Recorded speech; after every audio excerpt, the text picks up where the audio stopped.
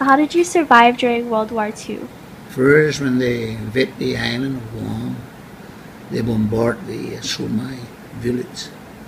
And I was up at the Marine Barracks cleaning up the clock because I work. They bombed that place over there, but it's about 50 yards away. That's about 300 feet away when the bomb exploded, and I ran to the woods. So I got hit by the bullet of the machine gun. I was running. So they invade the island, they secure the island just overnight. Yeah. At 4 o'clock in the morning, they just took over. Japanese took over. So the 200 Marines that they have, they can't fight the 30,000 Japanese that they landed the island. So they just surrendered right away. And they were taken prisoner. The American were taken prisoner to Japan. Then they put us to work, free labor. And the free labor, they take you out to the rice field, corn field, and any other vegetable to plant. So, and that's for the Japanese. Is that for the Chihuahuas, right? You have to give it to You don't get nothing out of that. And they start from 6 o'clock in the morning to 6 o'clock at night. Wow. 12 hours a day, 6 days a week, from Monday to Saturday. The only day off is Sunday. Someday. So everybody has to work 12 years old and above.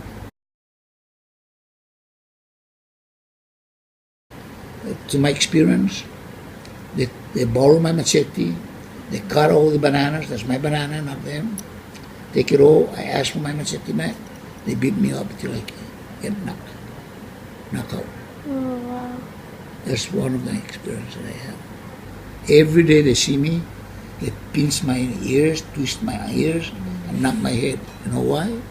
They think I'm an American, son of an American, like some like.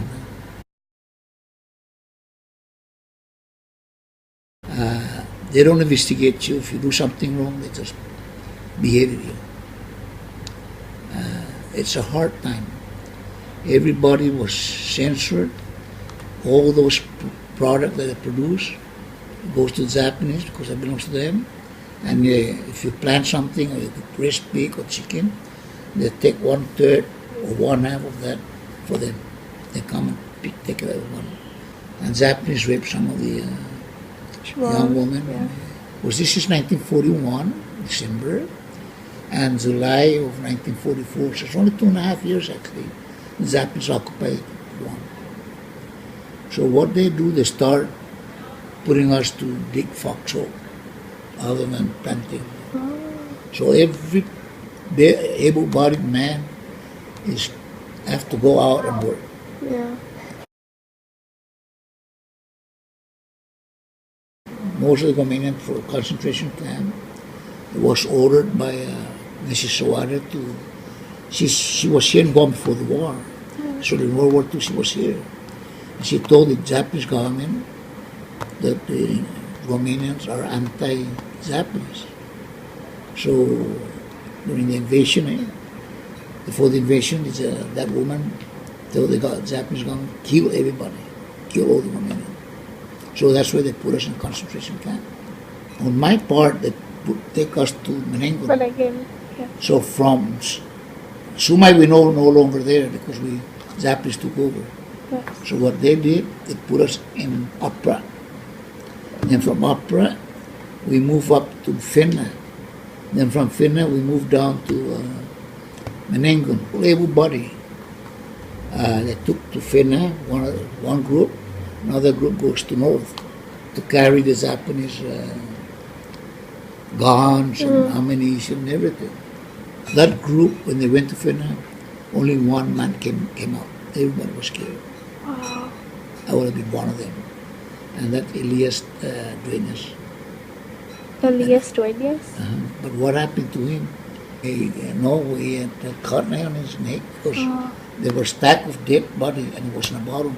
They put him over the bayonet and it ran right over to his side. And when he got out from that, maggot all over him. Stink. Boy. And he lived for about 3 or 4 years. And then he died later on. So I was lucky and my family survived at Menengo. But they're all able-bodied They all went out to Guam, some to the north, and some to Fena, and no one came back from the north. They all died. So everyone was Not a killed. single one. Wow. How old were you at the time? Okay, when the Japanese took over, I was 14 years old. 14 years old. When the United States came over, I was 17 years old. So it took the U.S. 3 years to 2.5 come. years old, that's right. 2.5 years to come to Guam. So that for the fortification in Guam, because they start fortifying the island of Guam. They knew that this war was coming, World War II. Yeah. The only thing about the United States is they knew that the Japanese fleet heading for Hawaii, but yet they don't believe that they'll go surprise attack. And that's what happened.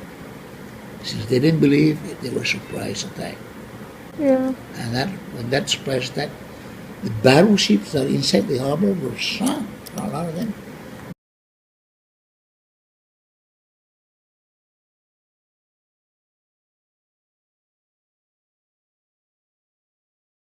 Okay, that's a good question. Now, first of all, the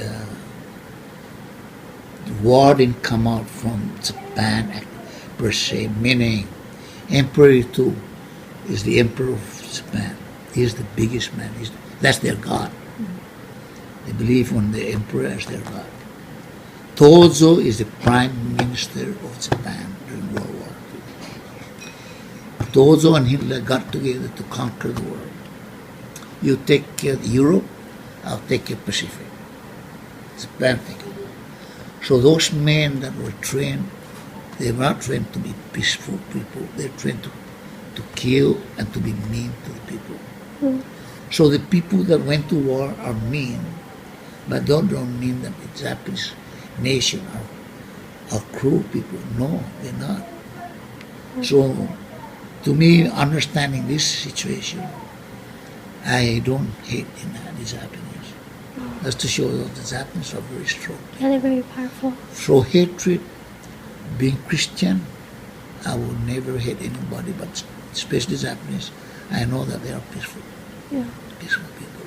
And I keep telling everybody here in Guam that experience that. Let's forgive people. Okay? If you don't forgive, then I don't believe you're Christian. Yeah. Everybody make mistakes, but I don't hate that.